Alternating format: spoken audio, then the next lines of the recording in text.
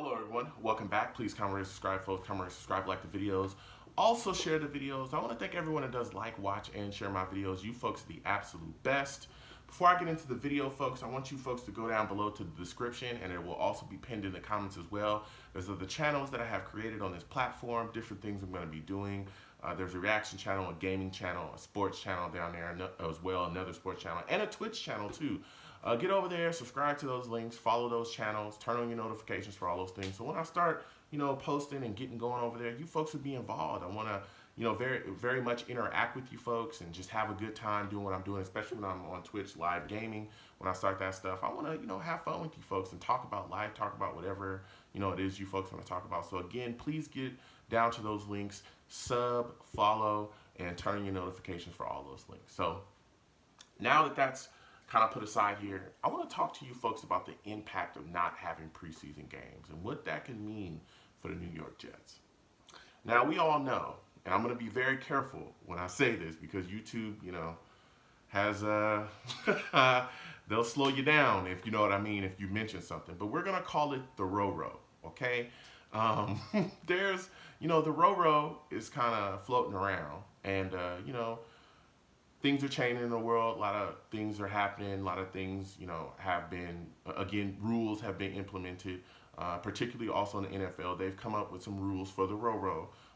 We all know that training camp, there's things that have been changed. They have testing for the Roro. So different things have been put in place. We've also know that the rookies have already reported. I believe they reported on July 21st. The veterans reported on the 28th. And then there's full practice on the 17th of August is when the training camp practices start. But what they've done is they basically pushed out that there's no preseason games. And here's the thing. When I look at the New York Jets, three now, of the players I think that we've picked in this recent draft really are going to be affected by this. And one of them is going to be Mekhi Becton. The other is Mims. And the other one could be Ashton Davis, because Ashton Davis is a guy that I believe, especially with the departure of Jamal Adams, could be asked to do a little bit. I know we got in McDougal in May, but Ashton Davis is probably going to see, quite a bit of time, especially if we're playing those same three safety fronts that we played last year.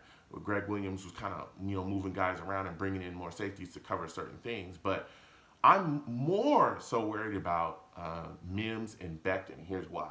I'm going to start with Becton. Becton is a guy that we need to have a big impact. I would argue that he's probably the rookie we need to have the most impact from in his first year, because if he does not perform at a decent level as a left tackle, oh my God, we are back to square one where Sam is getting beat up again this year. And I remember last year when Sam was taking hits where we honestly, many of us communicating during the game, whatever, going back and forth with people on my social media, there was hits where we didn't think Sam was going to get up. Like, we really thought that he was done for the season, and that was it. And he was a trooper and he fought through it. He had injuries too that he kind of played with as well.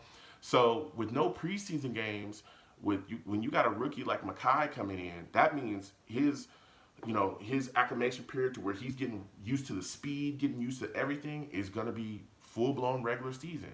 And I know some people look at preseason games like they don't mean anything, but they do mean things, especially for the rookies. When you're out there, and even though the game plans are usually vanilla most of the time, because there's some teams that do bring it full speed regardless, okay? There's some teams that I know that there's a rule out there that you shouldn't blitz during preseason games, but there are teams that do send blitzes during preseason games.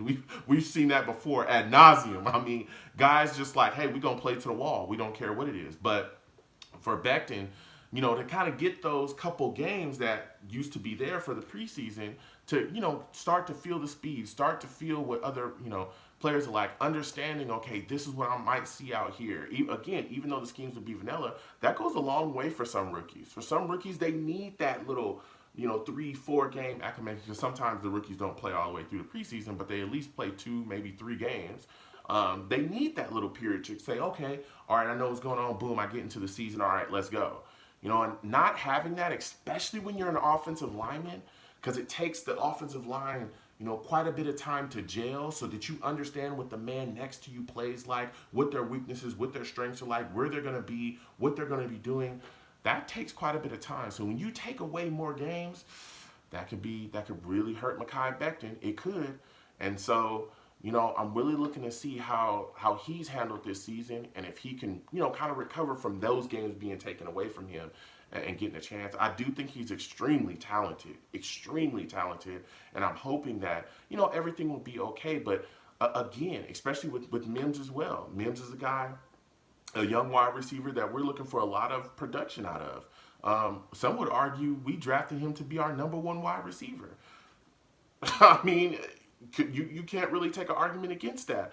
He's a guy that needs that. He needs to be out there with those players to see, okay, this is how corners are going to try to handle me. This is what they're going to do. This is what I'm going to see when I'm facing out there.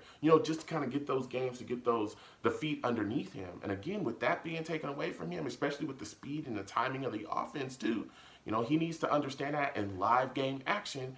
We're going to see them again try to figure this all out during the season. And to me, this whole situation, not having preseason games, even some of the practices maybe not being as physical as they were in the past, with all the things going on surrounding the Roro, this is going to highlight coaching. It's going to highlight coaching. Let me explain how it is going to highlight the coaching. It's how well can you prepare these guys? How well can you prepare them with them not being able to go out there and have that kind of vision out there on the field, not being able to go out there and be in those positions? How well can you prepare them for what they're going to see and how defenses are going to treat those two players, particularly on offense?